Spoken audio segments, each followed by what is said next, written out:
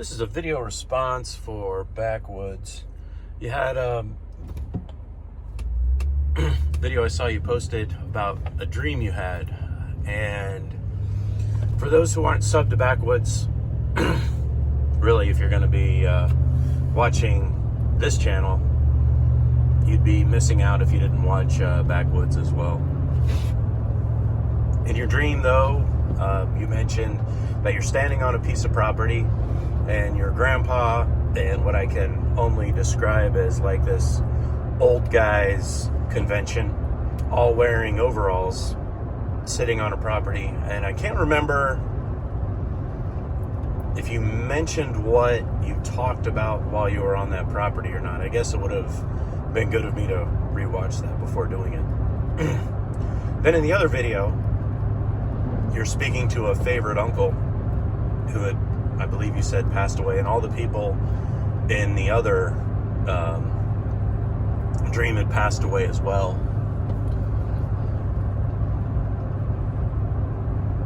I can tell you what that dream would mean to me if I were to have it.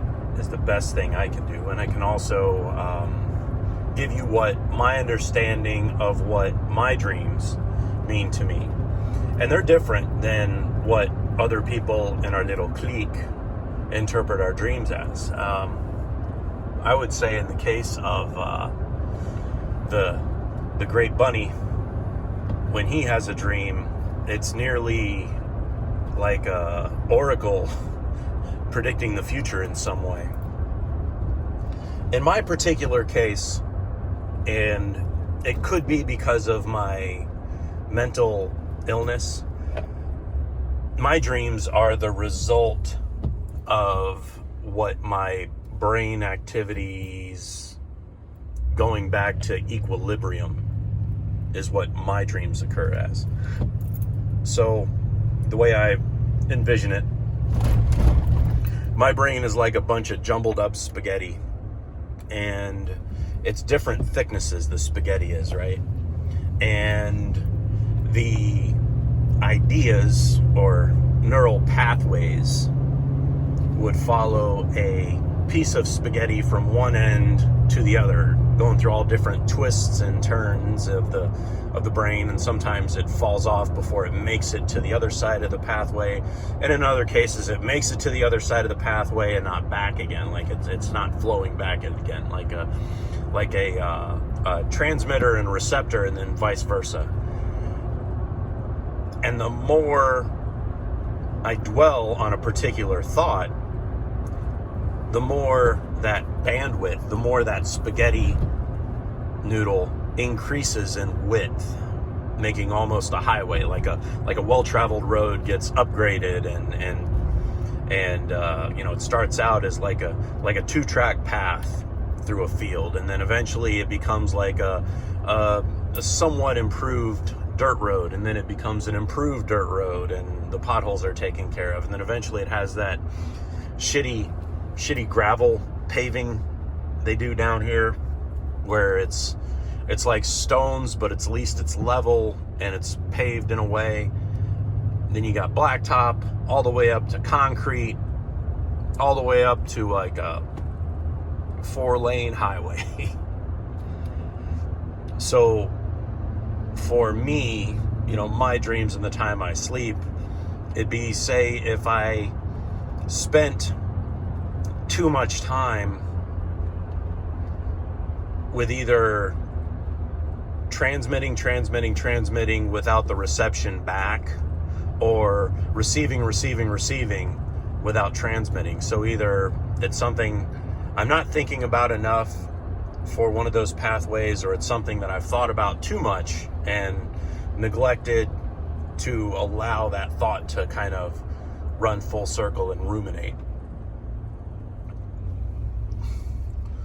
So I have a little bit of an advantage, knowing a little bit of your background, what you shared on YouTube, that is.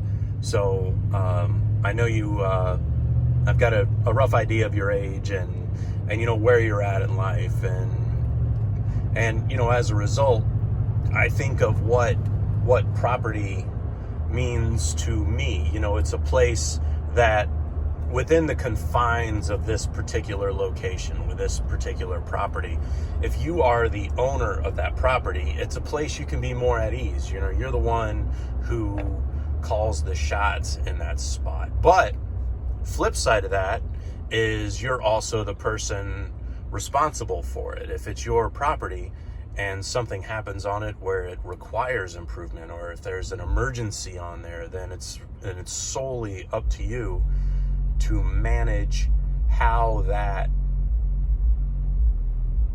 property is repaired. So, you know, what is for me, if I saw my grandpa and a bunch of fellas around his age on property, and we were all standing on it, I would think that I was dealing with something along the lines of coming of age, for lack of a better term, but not like, you know, when you think of coming of age, you mean, you know, like a person reaching puberty, or a lady becoming 18, so now she's of age. I don't necessarily mean it like that, but maybe like a coming of age, say middle age for yourself, you know. Something is ruminating in your mind about where you are, and, you know, maybe thinking about, if I were having that dream, you know, do I belong with these people? You know, have I lived up to what they were to have ownership of that property, right? With the favorite uncle, man, you really made me think of my favorite uncle. And it's interesting who my favorite uncle is. He was, in a way, the runt of the litter. You know, he always ran off, and he'd spend years away from the family. You know, he went to, so we're all over here on the East Coast. You know, he went to California for like a decade, man. And then eventually made his way back. Make a long story short, he ended up dying alone in an apartment. And I remember thinking that, you know, no one deserves to die alone, let alone him. But the small talk thing, you know, for me, if I were stuck making small talk in that situation, I would interpret it for myself as, is there situations to where I'm facing not saying what needs to be said, you know, not saying the important things to the people that love me and that I love. That's how I'd kind of, with how my brain works and how dreams work for me, in that whole chemical slosh that is my bipolar noodle. That's what I took out of it, man. Hope that helps the situation. And all right, man, I hope everybody else is doing good. Catch y'all later.